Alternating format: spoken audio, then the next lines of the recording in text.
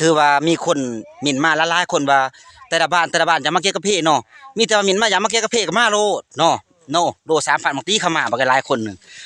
แต่ว่าจะเข้ามาตะบ้านได้สิบ่ลองไปถามก่อนเด้อไปถามก่อน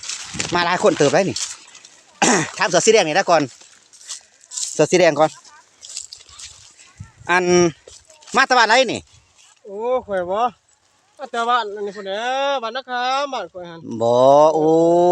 เนาะมาตะนาคามแสดงว่าเขาก็ยังมาเลยได้เขามามื้อแรกเขาก็มื้อคืนนี่ได้บ่แม่นว่าบางคนก็ว่าอยากมาอยู่นำบ่ทรงแสสิมาเก็บบ่แม่นบ่ทรงบ่เอาเด้อเพราะว่าเฮือนบ่ทรงมันเต็มแต่เครื่อง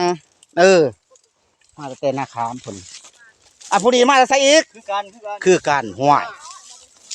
ผู้ดีเด้นาคามเหมือนกันผู้นาคามเบิดโอ้แสดงว่าเมามาเนาะเมารถมาหันผู้สาวเด้ผู้สาวนาคามเหมือนกันได้รับผัวหัน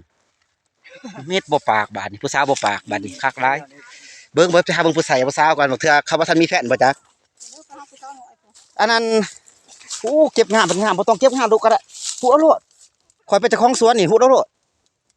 อันนั้นใส่นี่เด้อแฟนย่างพี่น้องย่างคันไผอยากไปสู่เป็นแฟนเพิ่นทักมาเพิ่นได้เด้ออยู่ไสนี่ฮีริเอ้ามาธนาคารบ่นี่เสร็จบาดนี้มันนาคามคิริบ่เด้น้อยๆเด้โอ้ยังน้อยๆนึงมันตัวนี้บ่ทันได้เอาผัวเด้อยังน้อยอยู่ยัง13 ปีบ่จ๊ะเท่าไหร่น่ะอายุฮะ13นั่นอีหลีเปโอ้ถึงเลขบ่ได้13โอ้นี่แม่เราเด้อนี่แม่เราจะได้เคยอยู่แต่ว่าผู้นึงเด้อลูกสาวเรางามๆได้ทักมาโลด